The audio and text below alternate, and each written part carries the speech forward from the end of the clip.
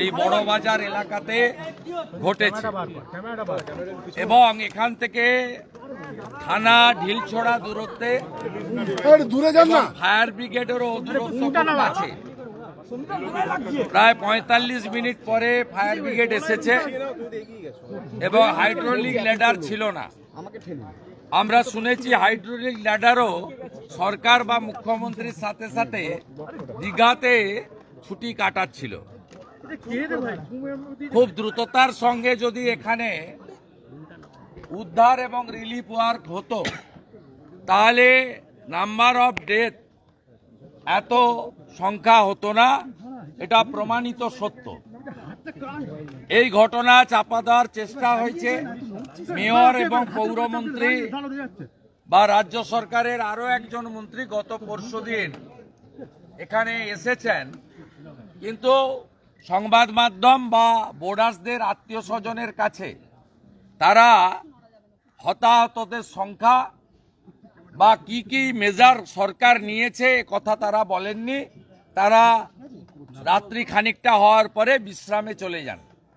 পুরো সরকারটাই দীঘাতে থাকার কারণে এখানকার বোর্ডার্স বা ইফেক্টেড পিপলরা সবই অন্য রাজ্যের বাসিন্দা, দক্ষিণ ভারতেরও বাসিন্দা আছে, উড়িষ্যা বিহার তো আছেই। তাদের কাছে হেল্পলাইন নম্বর এসবের ক্ষেত্রে যে এমার্জেন্সি দরকার হয় করা হয়নি। গতকাল সকাল 7:15 আমি প্রথম মাননীয় কাউন্সিলর সজল ঘোষকে ফোন করি এবং তারপরেই জেলা সভাপতি তমগ্নকে ফোন করি। তমগ্ন শারীরিক অসুস্থতা ছিল, সে তার কর্মী বাহিনী এখানে যারা আছেন বিজেপির সবাইকে পাঠিয়ে দেয়। সজল ঘোষ এর পরেই আমি বিজয় ওঝা কাউন্সিলরের সঙ্গে কথা বলি এবং মাননীয় নেতা তাপস রায়ের সঙ্গেও কথা বলি। 8:10-15 মধ্যে সজল ঘোষ, বিজয় ওঝা তারা রাত্রে তো ছিলেনই, সকালবেলাও তারা আবার পৌঁছে যায়।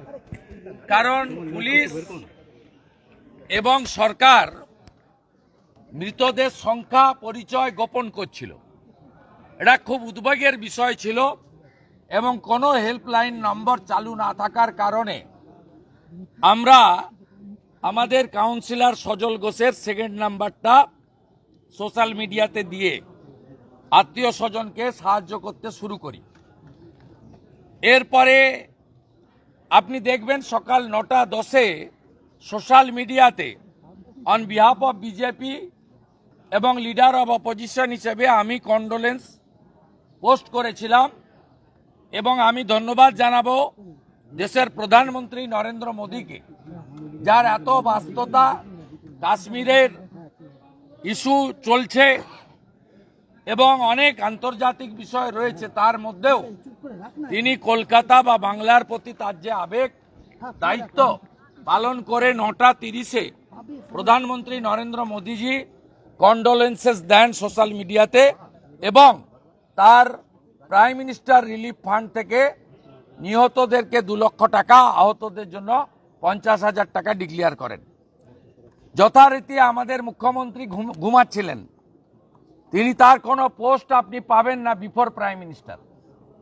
তার সরকারের কোনো কম্পেনসেশন, কোনো কন্ট্রোল রুম নাম্বার, মৃতদের আইডেন্টিটি ডিক্লেয়ার করা, যারা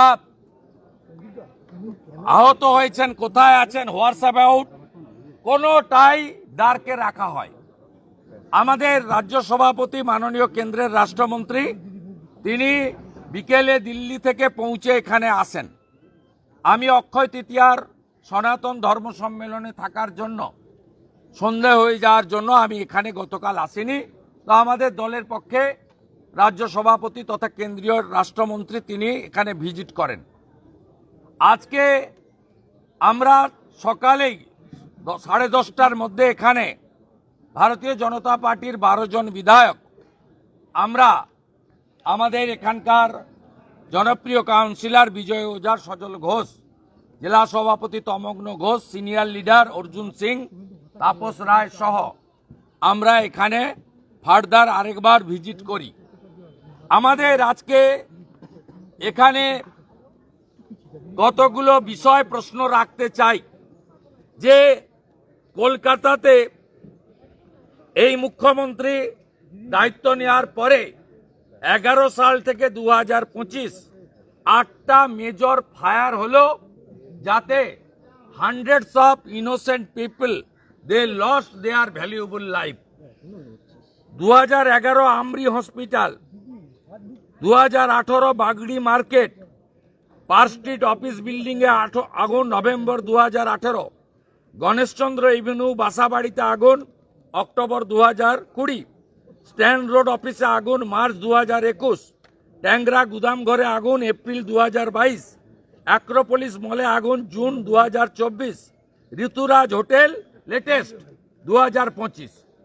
এই সরকার ভাতা এবং তোষণের রাজনীতিতে ব্যস্ত। এর ফলে কলকাতাকে, যেগুলো বাণিজ্যিক জায়গা, জনবহুল জায়গা, ঘনবসতি জায়গা, সেগুলোকে কার্যত যৌতুকগৃহে পরিণত করেছে। আমরা জানি পশ্চিমবঙ্গে একটাই পোস্ট, মুখ্যমন্ত্রীর চেয়ার, বাকি সব ল্যাম্প পোস্ট। আপনার ফায়ার ব্রিগেডের মন্ত্রী, তিনি দীঘার ব্যবস্থাপনায় ব্যস্ত। তার ফায়ার ব্রিগেড 45 মিনিট পর এসেছে, লোকগুলোকে মেরে ফেলা হয়েছে। এবং কলকাতার মতো জায়গায় যদি এই জিনিস ঘটে, বড়বাজারের মতো জায়গায়, তাহলে জেলা বা মহকুমা বা ব্লকে যেখানে ফায়ার ব্রিগেড সেন্টার নেই, সেখানে কিছু ঘটলে কি অবস্থা হতে পারে সহজে অনুমেয়। আমরা জোড়াসাঁকো থানা একটা করাপ্টেড থানা। এখানকার হোটেলের যিনি মালিক, এখনই সাধারণ লোক আমাকে বলছে এই চাওলার সঙ্গে এই থানার চিটাগুড়ের ব্যবসা আছে। মানে যত অবৈধ কাজ এখানে করেন, এর ফায়ার ব্রিগেডের লাইসেন্স নেই, এর টেম্পোরারি ফায়ার যে ইকুইপমেন্টস সেগুলো কিচ্ছু নেই, তার এক্সিট এন্ট্রান্স, এমার্জেন্সি এক্সিট কিচ্ছু নেই। তা সত্ত্বেও তিনি এখানে তার কারোবার চালিয়ে যাচ্ছেন। টাকার কারণ, টাকার বিনিময়ে পুলিশের আশীর্বাদ আছে। আর কর্পোরেশন তো ব্যস্ত। কর্পোরেশনের যিনি মেয়র, তিনি ধর্মীয় সভা করতে ব্যস্ত। তিনি কখনো বলছেন দাওয়াতে ইসলাম, কখনো বলছেন 50 ভাগ লোককে আমি উর্দুতে কথা বলুক চাই। তিনি তার কাজে ব্যস্ত, তিনি ধর্মকর্মতে ব্যস্ত। তিনি স্বাভাবিকভাবে আজকে তার এগুলো দেখার নজর নেই। তাই কলকাতাতে ট্রেড লাইসেন্সের ফি 400 গুণ 500 গুণ বেড়েছে, হোল্ডিং ট্যাক্স 400 গুণ 500 গুণ বেড়েছে, জলের কর চাপিয়েছে। কিন্তু মানুষের পরিষেবা, যে কলকাতা থেকে এত রেভিনিউ কর্পোরেশন বা রাজ্য সরকার আর্ন করে, সেই কলকাতা বা বড়বাজার, যেখানে 100 কোটি টাকার বাণিজ্য হয়, একটি অর্থকরী জায়গা, বহু লোকের প্রত্যক্ষ পরোক্ষ কর্মসংস্থান হয়, সেখানে প্রত্যেকটা বিল্ডিং প্রায় হোটেল বা ইত্যাদি যৌতুকগৃহ বানিয়ে রেখে আজকে পশ্চিমবাংলায় কাজের জন্য, আত্মীয়র সঙ্গে দেখা করার জন্য, চিকিৎসার জন্য আসা 14টি মানুষকে নিথর দেহ তার বাড়ির লোককে নিয়ে যেতে হলো। দাদা একটা কোয়েশ্চেন, 14 জন মারা গেল, 12টা বডি আইডেন্টিফাইড, 2 জন এখনো আনআইডেন্টিফাইড। এই যারা অথরিটি রয়েছে, পুলিশ, কর্পোরেশন, সঙ্গে পুরসভা, এরা দায় অস্বীকার করে কি করে? এখানে তো এরা their only agenda to earn money. কারণ মুখ্যমন্ত্রী চোর, মমতা চোর, সবাই জানে। আর তার লোকেরা চুরি করবে, ভাগ নিবে, এটা স্বাভাবিক। কারণ 100 টাকা তুলে 75 টাকা কালীঘাটে পাঠাতে হয়, ঘোষিত অবস্থান। তাই ফায়ার ব্রিগেড, আবগারি, কর্পোরেশন, পুলিশ সব একসঙ্গে মিলা ভগত যাকে বলে, একসঙ্গে জয়েন্ট ভেঞ্চারে এই অপকর্মগুলো করছে। পশ্চিমবাংলায় অতিথি হয়ে আসা বাইরের রাজ্যের লোকের দেহ যাচ্ছে, ক্ষমার অযোগ্য অপরাধ এই সরকার করেছে। তারা দীঘাতে জলসায় ব্যস্ত, গান হচ্ছে, নাচ হচ্ছে, কোমর দুলছে, নন ভেজের ফোয়ারা উঠছে, সঙ্গে জলের লাল নীল জলের ফোয়ারা উঠছে। আর এখানে মানুষকে এই অবস্থায় ফেলা হয়েছে। আমরা ভারতীয় জনতা পার্টি রাজ্যের মেন এবং প্রিন্সিপাল অপোজিশন, আমরা এর বিরুদ্ধে প্রতিবাদ করব। আমি জেলা সভাপতি তমগ্ন ঘোষকে পরামর্শ দিয়েছি অবিলম্বে জোড়াসাঁকো থানা ঘেরাও করে বিক্ষোভ দেখাতে, এবং আগামী সপ্তাহে কর্পোরেশনেও বড় ধরনের বিক্ষোভের আয়োজন করতে, সেখানে রাজ্য স্তরের নেতৃত্বকে তারা ডাকলে আমরাও তাদের সঙ্গে শরিক হব, এবং বিধায়করাও বা অন্যান্য নেতারাও তাদের সঙ্গে শরিক হয়ে আমরা 2011 থেকে আজ 25 সাল 8টা বড় major fire, hundreds of innocent life loss, এর বিরুদ্ধে আমরা আজ চুপ করে থাকতে পারি না, আমরা প্রতিবাদ চালিয়ে যাব। শুভেন্দুদা, দীঘাতে দিলীপ ঘোষ মমতা বন্দ্যোপাধ্যায়ের কাছাকাছি এবং আপনি দিলীপ ঘোষ কাশি থেকে চলে দল এলেন বিরোধী তো, কথাবার্তা আপনি তো বলছেন। বেশি দূরে নেই, দীঘায় ছিলেন, ওনার চপারও আছে, ওনার কি আমি 5:30টায় ঘুম থেকে উঠি, তো দিলীপ ঘোষ মমতা ওনাদের ঘুম থেকে বন্দ্যোপাধ্যায়- উঠতে দেরি হয়, দিলীপ ঘোষ মমতা ওদের অনেক কারণ আছে, 12টার পরে ঘরে।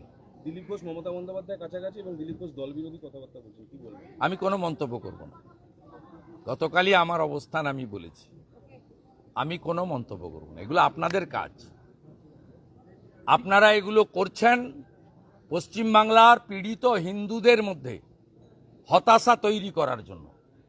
মুর্শিদাবাদের জেনোসাইড প্যান্ট খুলে চিহ্নিত করে কাশ্মীরে হিন্দু নিধন, আগে আলোচনা করুন পাকিস্তানের রাফেল কখন ঢুকবে, পাকিস্তানকে গুঁড়া করব কখন।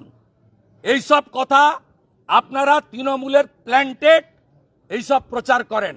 আমি শুভেন্দু অধিকারী এর কোনো মন্তব্য করি না, করব না।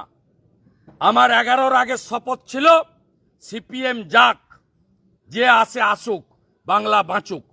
আজকের বক্তব্য মমতা ভাগাও, হিন্দু বাঁচাও, মমতা ভাগাও, বেকার বাঁচাও, এর বাইরে কোনো কথা হতে পারে না। লক্ষ্যে আমরা স্থির, আমরা ডান দিক বাম দিক পিছন দিক দেখছি না, সামনে তাকাচ্ছি। 8 মাস পরে পিসিকে হারাবো, ভাইপোকে জেলে ঢোকাবো।